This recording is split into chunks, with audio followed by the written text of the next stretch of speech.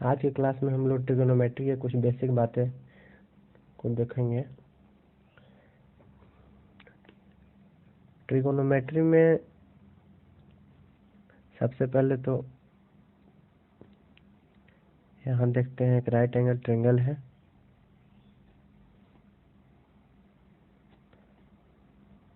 ए, B और सी। सबको पता है एंगल ए के सामने का साइड ए होगा, बी के सामने का साइड बी होगा, स्मॉल बी, और सी के सामने का सी। तो मान लेते हैं ये एंगल जो है, एंगल मान लेते हैं अल्फा है। अल्फा है तो इस अल्फा के लिए ठीक है एक और ट्रायंगल ड्रॉ करते हैं हम लोग। राइट एंगल ट्रायंगल ये हो गया राइट एंगल ट्रायंगल। यहाँ मान लेते हैं अल्फा है और यहाँ पे 90 डिग्री। इस एंगल अल्फा के लिए यहाँ पर ई साइड जो है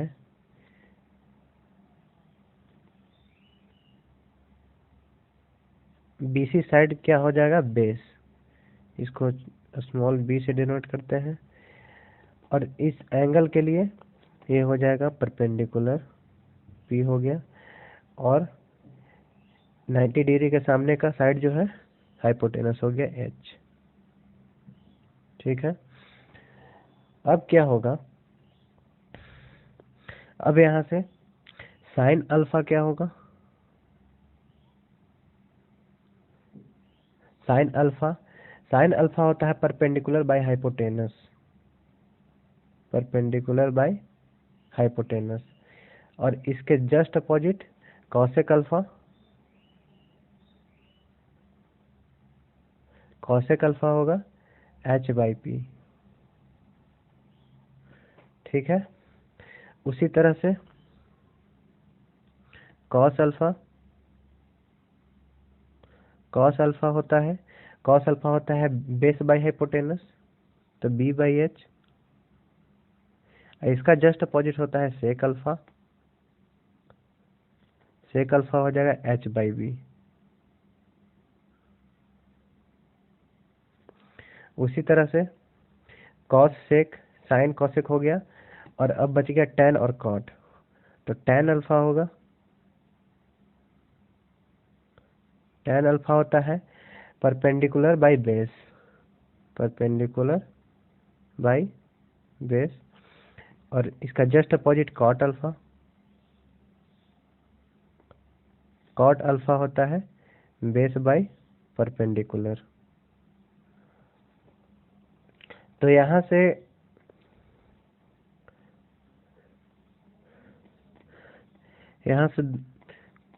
कुछ बातें जो है साइन अल्फा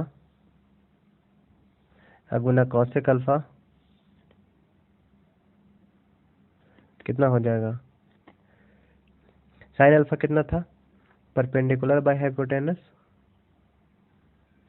गुना कॉसेक अल्फा था हाइपोटेनस बाय परपेंडिकुलर। तो दोनों कैंसिल हो गया, ये भी कैंसिल हो गया, तो कितना हो गया 1। उसी तरह से कॉस अल्फा गुना sec alpha, sec alpha equal to 1 होगा।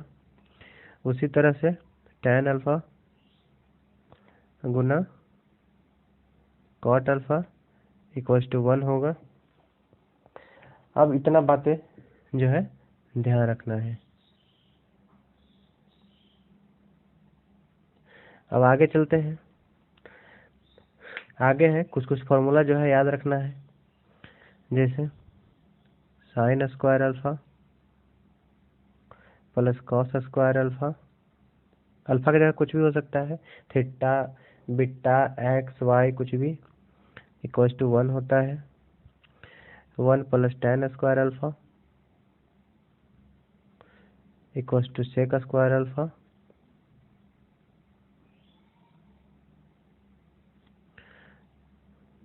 1 plus cot square alpha equal to cosec square alpha. अब आगे चलते हैं, इतना हो गया।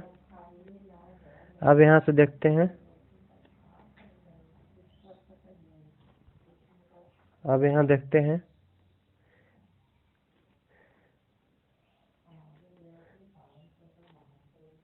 पता है ये फर्स्ट क्वाड्रेंट है, सबको पता होगा। ये सेकंड क्वाड्रेंट है, ये थर्ड क्वाड्रेंट है, ये फोर्थ क्वाड्रेंट है, सबको पता होगा।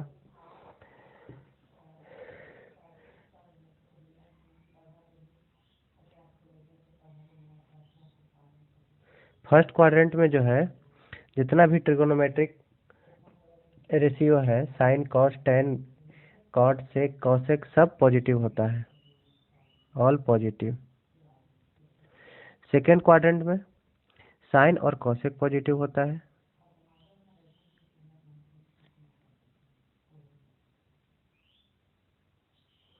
साइन एंड कॉसेक पॉजिटिव होता है। और थर्ड क्वाड्रेंट में जो है टेन और कॉट पॉजिटिव होता है।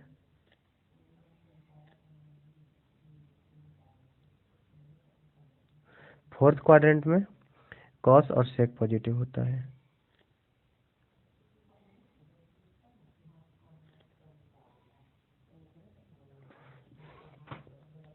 अब आगे चलते हैं, इसका यूज क्या है वो देखते हैं।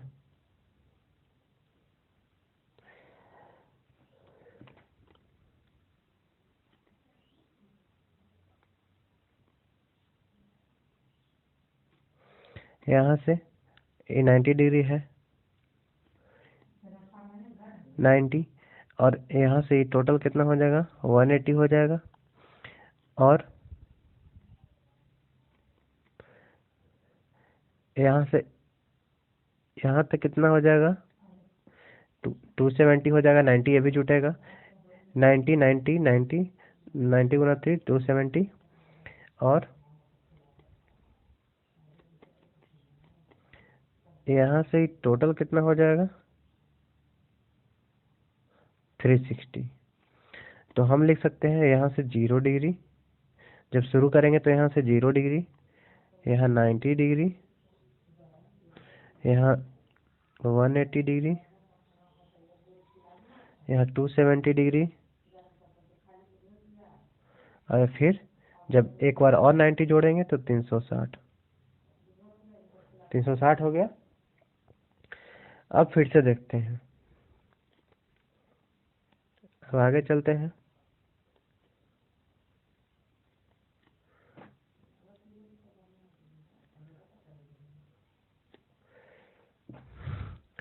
Zero degree, 90 degree, 180 degree, 270 degree, और फिर से एक बार और जाएंगे तो 360। ठीक है,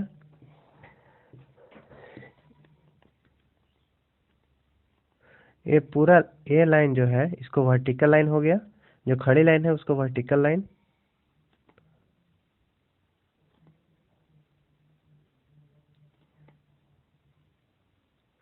और जो लाइन लेटी हुई है इसको कहते हैं हॉरिजॉन्टल लाइन।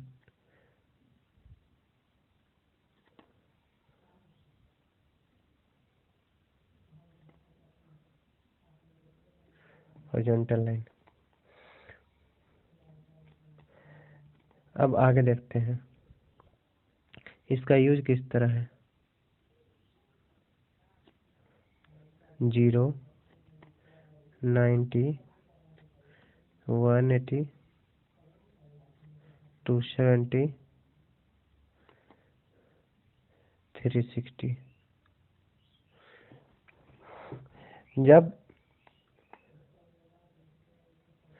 जब वर्टिकल लाइन पे लेंगे, वर्टिकल लाइन पे क्या होगा, वर्टिकल लाइन पर इस साइड पे या इस साइड पे मान लेते हैं एंगल अगर थीटा हो तो 90 से कम है, 0 से 90 के बीच में है, तो हम इसको लिख सकते हैं 90 माइनस थीटा। ठीक है, और इसको लिख सकते हैं 90 से 180 के बीच में है तो 90 प्लस थीटा लिख सकते हैं। और फिर यहाँ लिख सकते हैं 270 माइनस थीटा,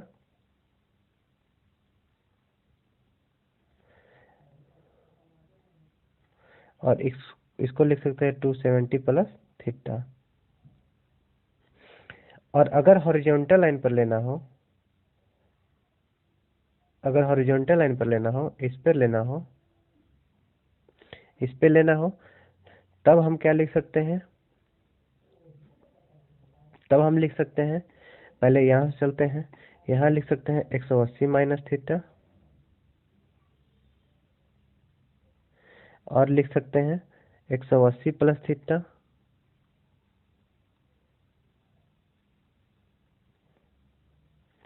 और लिख सकते हैं यहाँ 360 माइनस थीटा,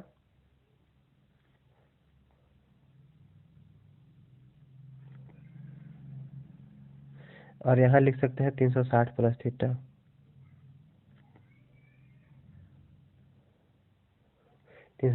थीटा। अब करना क्या है, इसकी ज़रूरत क्या है? ज़रूरत है जब एंगल का वैल्यू निकालना होता है। जैसे मान लेते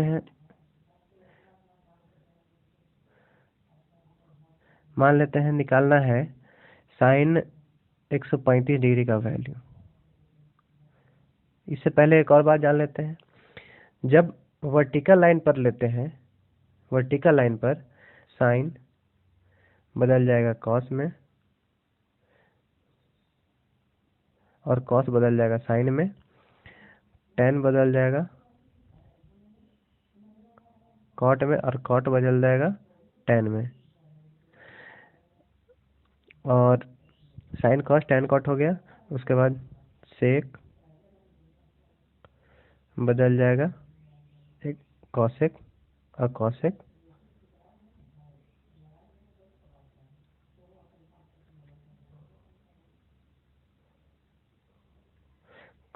कॉसेक बदल जाएगा सेक में, और सेक बदल जाएगा कॉसेक में। इतना हो गया। अब देखते हैं आगे। जब हमको निकालना है साइन 135 डिग्री का वैल्यू, साइन 135 डिग्री का वैल्यू कैसे निकालेंगे? जब साइन 135 डिग्री का वैल्यू निकालना है, तब हम लिख सकते हैं साइन 135 डिग्री कहाँ होगा? 90 से 180 के बीच में होगा 135। तो हम लिख सकते हैं साइन 135 को क्या लिख सकते हैं? हम लोग बेस मानते हैं 180 को, ठीक है? तो 180 माइनस 180 में से कितना घटाएंगे तो 135 आएगा? 45 घटाएंगे 45। अब कितना हो गया?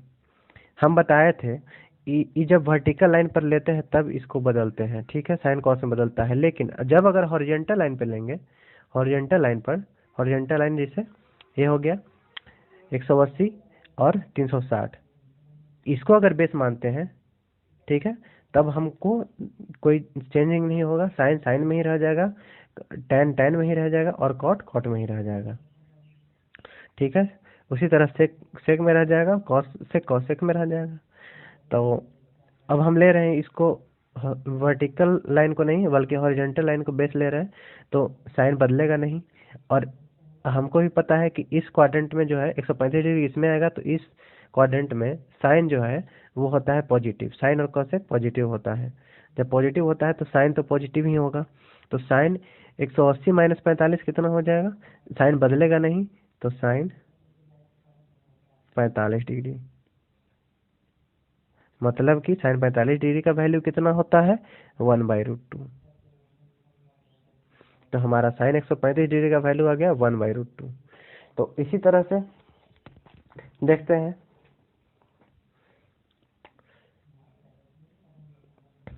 आगे चलते हैं। अब इसी तरह से अगर टेन टेन कितना का वैल्यू निकालें?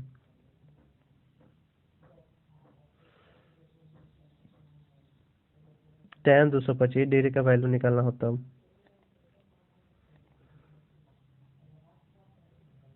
टेन 225 डिग्री का वैल्यू निकालना होता है। 225 कहाँ होगा? यहाँ कहीं होगा, यहाँ 270 होता है, यहाँ होता है 180, तो बीच में यहाँ पे होगा कहीं।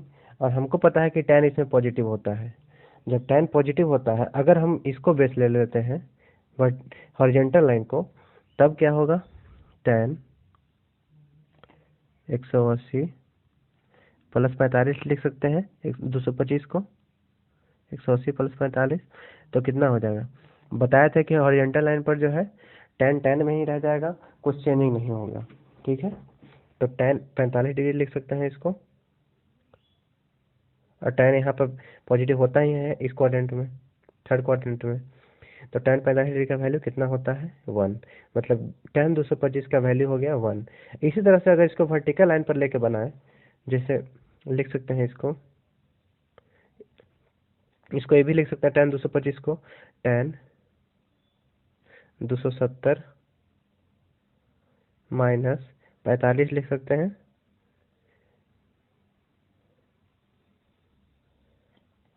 हैं, वर्टिकल लाइन पे। हम आपको बताए थे कि वर्टिकल लाइन पर tan cot में बदल जाता है। ठीक है, tan cot में बदल जाता है, sin cos में बदल जाता है, और sec cosec में बदल जाता है, और इसका रिवर्स भी वही होगा, sin cos में, cos sin में, tan cot में, cot tan में, sec cosec में, cosec sec में। तो tan cot में बदलता है, तो यहाँ से लिख सकते हैं cot। sin तो वही रहेगा, पॉजिटिव का है, क्योंकि tan और cot इसमें दोनों में पॉजिटिव होता है, तो cot 45 डिग्री। तो cot 45 डिग्री का वैल्यू कितना था? 1। तो हमारा वही हो गया। अब आगे चलते हैं। अब इतना बातें तो जान ली हम लोग, अब आगे चलते हैं कुछ और फॉर्मूला पर चलते हैं। जैसे sin 2 theta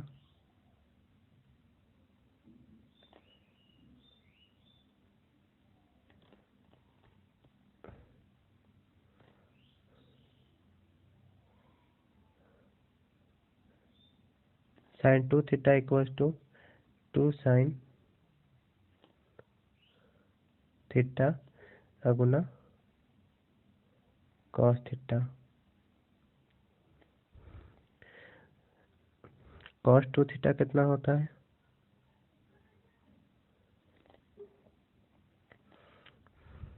cos square theta minus sin square theta,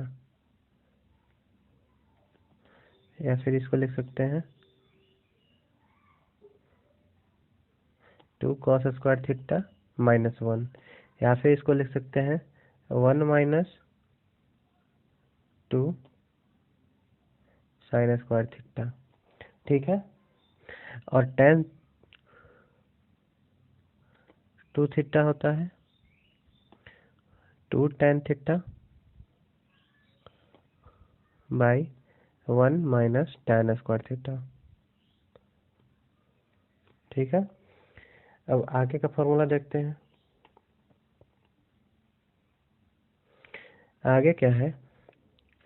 आगे देखते हैं sin cos tan 2, और साथ में माइनस का भी देख लेते हैं।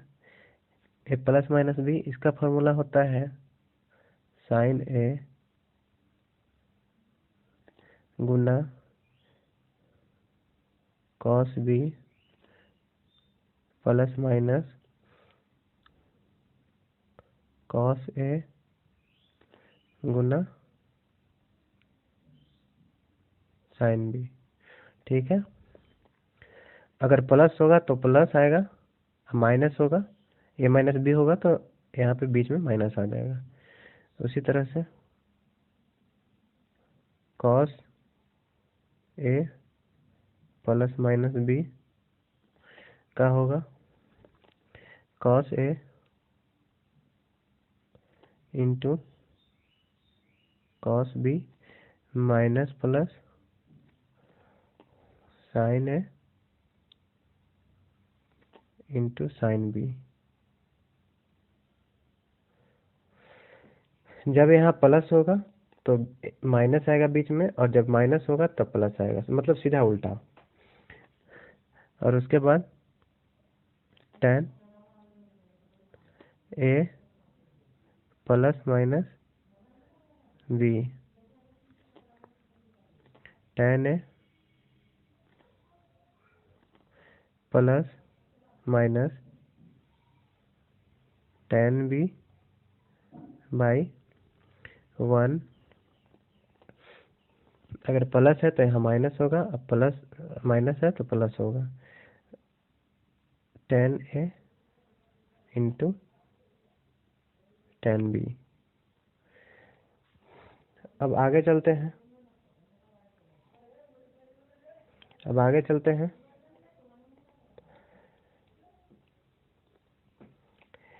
आगे अब क्या बच गया,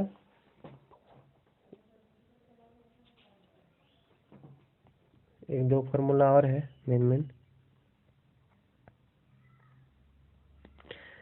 tan अल्फा होगा sin alpha by cos alpha, और इसका सीधा उल्टा cot alpha equals to cos alpha by sin alpha. ठीक है, इतना तो हो गया। अब कुछ बातें जान लेते हैं और भी।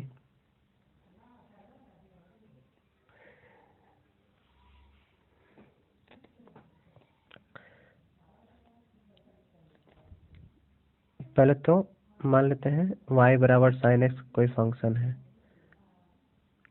ठीक है। तो sin x का जो रेंज होगा, मतलब sin x का वैल्यू जो होता है वो -1 से लेके 1 के बीच में होता है, ठीक है। अब कोई हमको कहता है कि, मान लेते हैं अगर कोई कहता है कि sin x इक्वल्स टू 2, तब cos x का वैल्यू निकालो,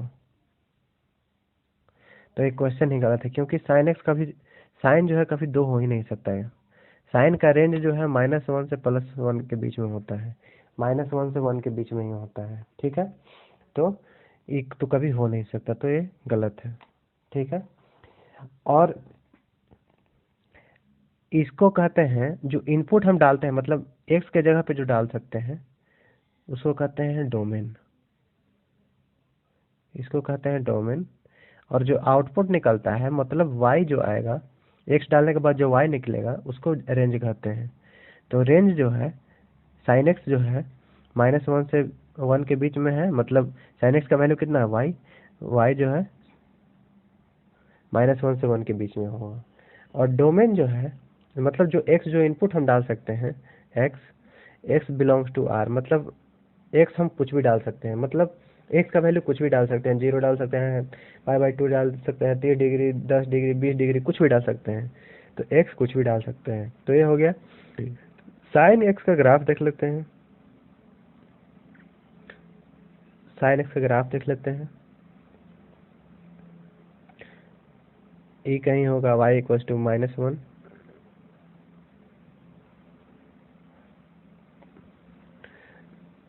दूसरा पेज पे देख लेते हैं साइन का ग्राफ, साइन का ग्राफ देख लेते हैं।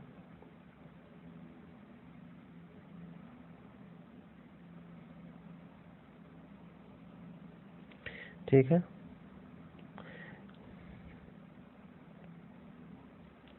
ये होगा y इक्वल्स टू -1,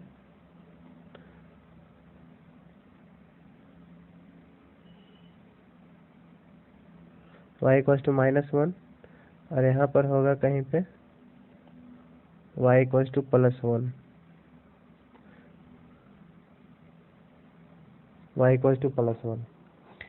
अब साइन का जो ग्राफ होता है वो यहाँ से ऐसे होगा, 0 पर 0 होता है साइन, ये मैक्सिमम हो गया 1, फिर यहाँ 0 हुआ, फिर यहाँ मिनिमम हुआ, फिर यहाँ मैक्सिमम हुआ, फिर यहाँ 0 हुआ, फिर यहाँ मिनिमम हुआ। तो इस तरह से जो है चलते रहता है। यहाँ 0 हो गया, ठीक है। यहाँ फिर यहाँ हुआ π/2, मैक्सिमम π/2 पे 1 होता है साइन। यहाँ पे फिर पाई हो गया, मतलब पाई पे 0 हो जाता है। फिर यहाँ 3π/2 हुआ, 3π/2 पे मिनिमम होता है -1। तो इसी तरह से, और यहाँ पे 2π हुआ। तो इसी तरह से जो है साइन का ग्राफ चलता है। इधर भी देख लेते हैं, यहाँ से ऐसे,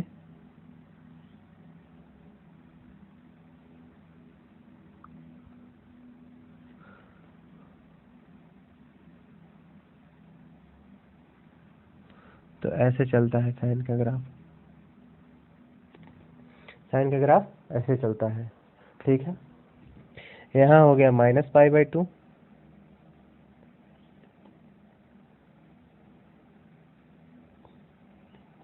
ये हो गया -π, और ये हो गया -3π/2।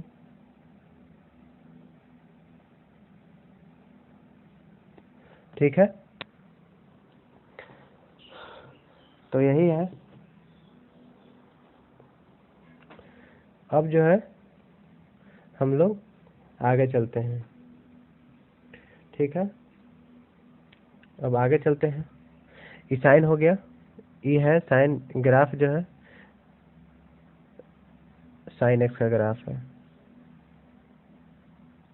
साइन एक्स का ग्राफ है। अब हम लोग आगे चलते हैं, कॉस का देख लेते हैं।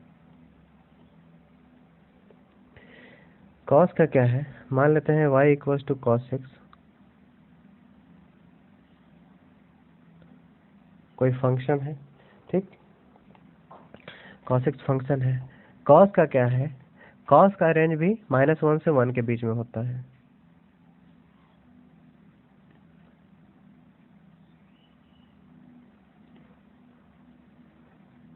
कॉस भी -1 से 1 के बीच में होता है, और इसका जो x होगा, डोमेन जिसको कहते हैं, वो कुछ भी हो सकता है। x बिलोंग टू R, कुछ भी हो सकता है। अब इसका ग्राफ देख लेते हैं। अब इसका ग्राफ देख लेते हैं।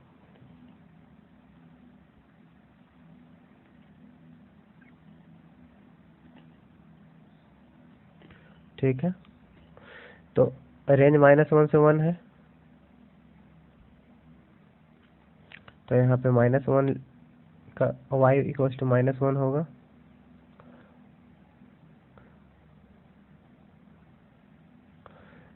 यहाँ पे y = 1 होगा।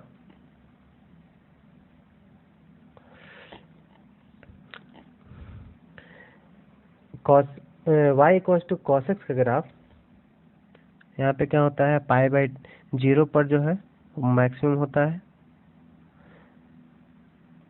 1 होगा। उसके बाद π/2 पर 0, यहाँ से ऐसे चलेगा ग्राफ इसका।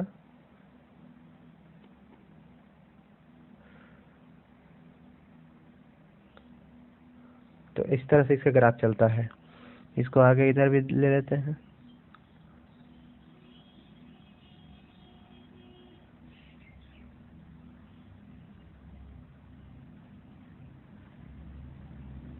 तो इस तरह से इसका ग्राफ चलता है, y = cos x का ग्राफ।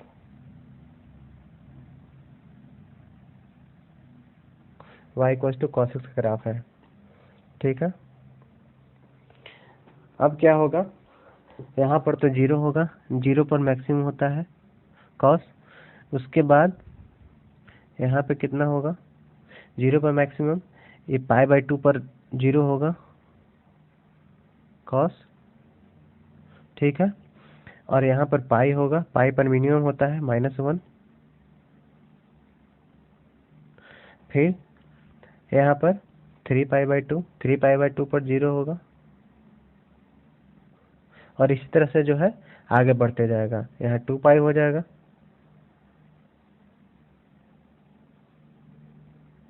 यहाँ पे 2π होगा, और इसी तरह से आगे बढ़ते जाएगा। यहाँ पे -π/2 होगा,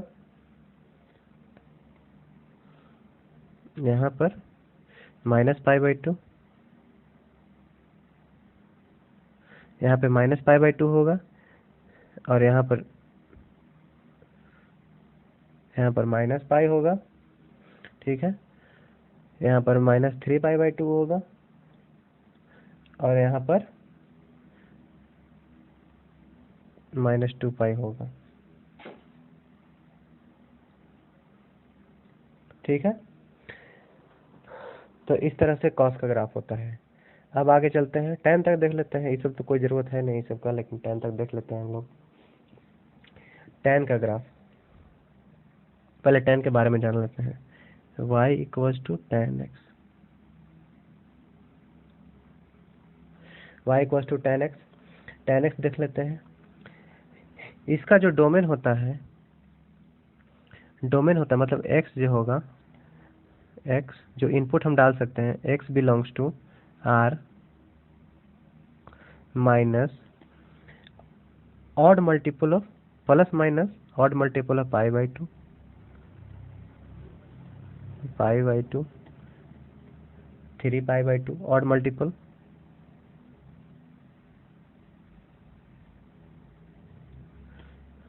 उसके बाद 3 के बाद 5, 5π/2, इसी तरह से सो ऑन, ठीक है। डोमेन जो है इतना डाल सकते हैं। अब क्यों नहीं डाल सकते हैं π/2, क्यों नहीं डाल सकते, प्लस माइनस π/2 क्यों नहीं डाल सकते? जब tan π/2 होगा, तब जब tan π/2 होगा तब कितना हो जाता है, sin π/2 बटा cos π/2। तो ऊपर तो π/2 1 हो गया, sin π/2 बटा cos π/2। तो sin π/2 तो 1 हो गया, नीचे कितना हो जाएगा, लेकिन नीचे हो जाएगा 0। तब ये पूरा फंक्शन अनडिफाइंड हो जाएगा। इसीलिए जो है हम लोग π/2 नहीं डाल सकते हैं। और सेम एज -π/2 नहीं डाल सकते, 3π/2 odd multiple of plus minus π/2 नहीं डाल सकते हैं। बस इतना याद रखना है। उसके बाद इसका, ये तो डोमेन की बात हो गई, जो इनपुट जो हम डाल सकते हैं। उसके बाद रेंज क्या होगा, tan x कहाँ से कहाँ तक रहेगा। tan x का रेंज जो होगा,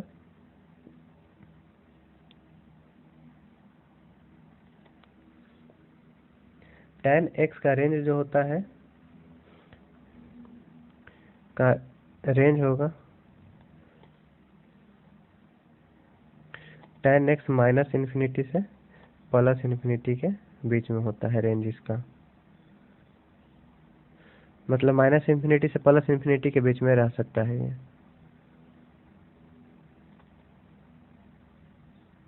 ठीक है।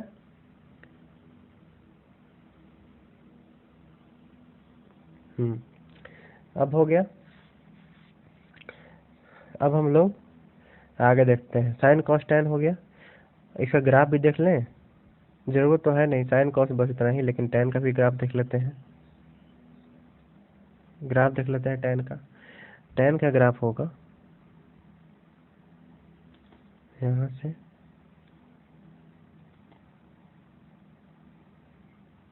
ये हो गया।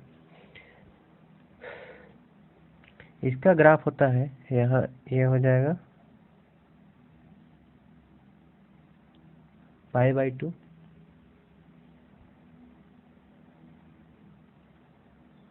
π/2 -π/2 -π/2 और π/2। इसका ग्राफ सीधा ऐसे होता है,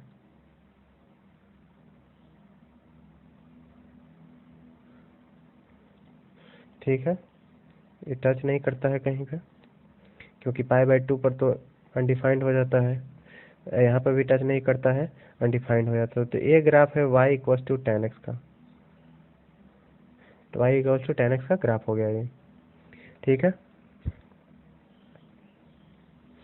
यहाँ पर 1,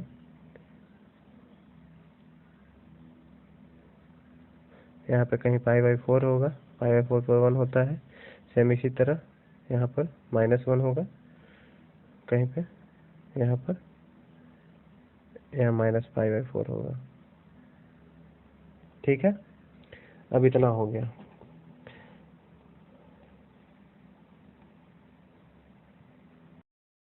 अब आगे देखते हैं। 0 डिग्री, 30 डिग्री, 45 डिग्री, उसके बाद 60 डिग्री, 90 डिग्री। अब देख लेते हैं sin 0 डिग्री कितना होता है, cos tan। ठीक है, बाकी तो निकल जाएगा। साइन का उल्टा हो जाएगा कॉसेक, कॉस का उल्टा सेक, और tan का उल्टा कॉट। तो बाकी आप लोग देख लीजिएगा अपना। sin 0 कितना होता है, 0। sin 30 कितना होता है, 1/2। sin 45 कितना होता है, 1/√2। और cos 45 भी 1/√2 होता है। चलिए, ये दोनों तो आप लोग को याद हो गया, याद करवा दिए। उसके बाद sin 60 कितना होता है, sin 60 होता है √3/2। और sin 90 होता है 1। ठीक, sin 0 और cos 90 दोनों 0 होता है, तो यहाँ 0 होगा। ठीक है, और sin 30 = cos 60, यहाँ से 1/2 हो गया। sin 60 = cos 30, तो √3/2 हो गया। और sin 90 = cos 0, तो 1 हो गया। अब tan निकालने के लिए sin बाई cos कर देंगे तो tan निकल जाएगा। ठीक है, तो 0/1 0। ठीक है, 0/1 0, 1/2 √3/2, तो कितना हो गया, 1/√3।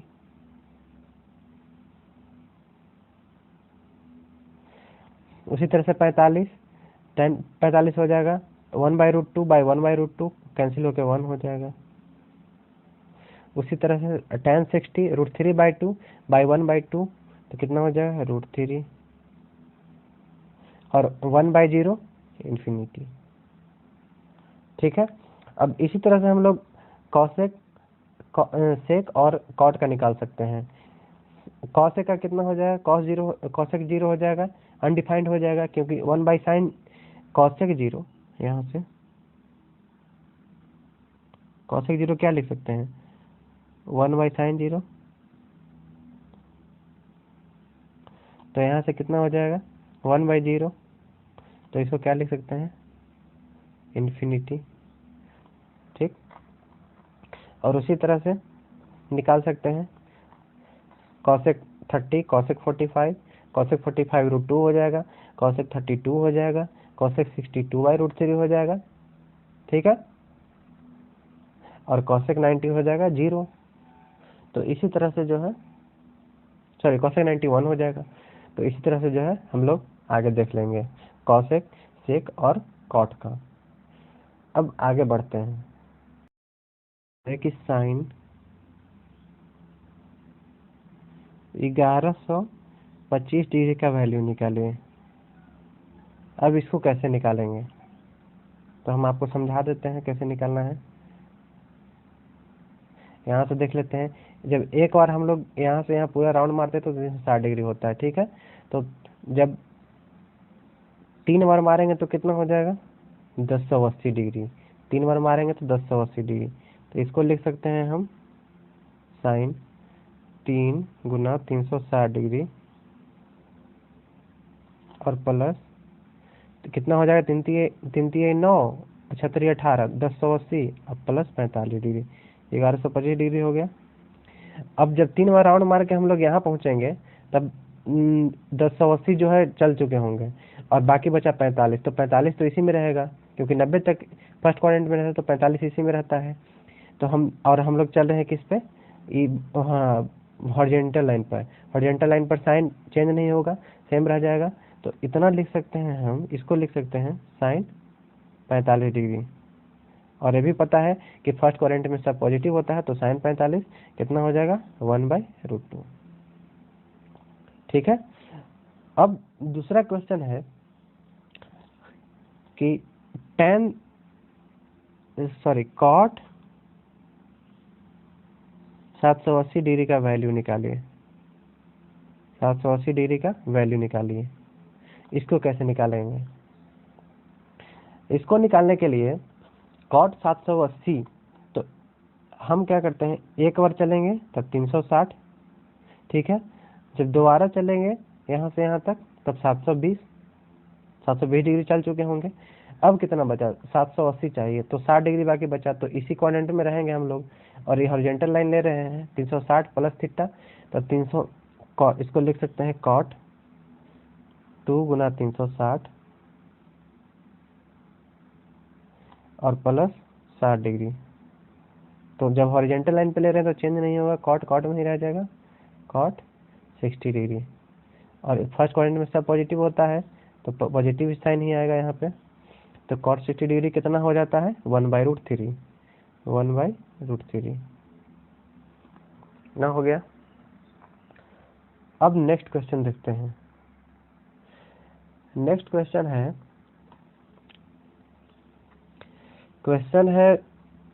cos 120 डिग्री का वैल्यू निकालना है। जनरली जो है हम लोग 90 तक याद रखते हैं, cos 120 डिग्री का वैल्यू निकालना है। अब फिर से हम लोग यहाँ देखेंगे, अभी हम समझाने के लिए बता रहे हैं, फिर तो आप लोग ऐसे ही बना लीजिएगा। अब cos 120 कहाँ आएगा? यहाँ से यहाँ तक 90, ये 90 हो गया, और यहाँ एक बार और 90, तो पूरा यहाँ से अलग 180 हो गया। तो सेकेंड क्वाड्रेंट में आएगा 120 डिग्री, 180 और 90, इसके बीच में आएगा 120।